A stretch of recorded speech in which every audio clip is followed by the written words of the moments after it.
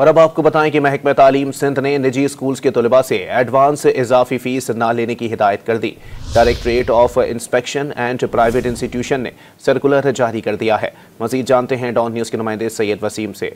आपको बताएं कि महकमा तालीम सिंध ने निजी स्कूल्स के तलबा से एडवांस इजाफी फ़ीस न लेने की हिदायत कर दी है। Directorate of inspection and private institution ने सर्कुलर जारी कर दिया है। सर्कुलर के मुताबिक हर माह के अलग अलग फ़ीस वाउचर्स तलबा को जारी किए जाएँ। महकमा तालीम सिंध ने निजी स्कूल्स के तलबा से एडवांस इजाफी फ़ीस न लेने की हिदायत कर दी है।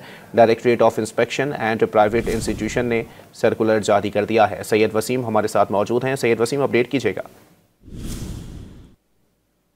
निजी स्कूलों के तलबा से जो एडवांस इजाफी फीस है उसके ना लेने की हिदायत कर दी है। वजीर तालीम सिंध सैयद सरदार अली शाह की हिदायत पर directorate of inspection and private institution ने सर्कुलर जारी किया है। सर्कुलर के तहत स्टीयरिंग कमेटी के फैसले के मुताबिक तालीमी साल 2025-26 यकम अप्रैल से जो है वो 2025 से शुरू होगा और वालिदैन और तलबा की सहूलत और उन्हें माली मुश्किलात से बचाने के लिए मैट्रिक के तलबा से ट्यूशन फीस सिर्फ अप्रैल के महीने तक वसूल करने की हिदायत की गई है।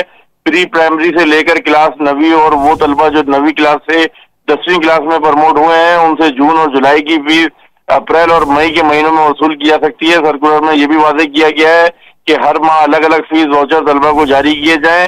जून की फीस वाउचर 30 जून तक, जबकि जुलाई के फीस वाउचर 31 जुलाई तक काबिल अदा होंगे। जी।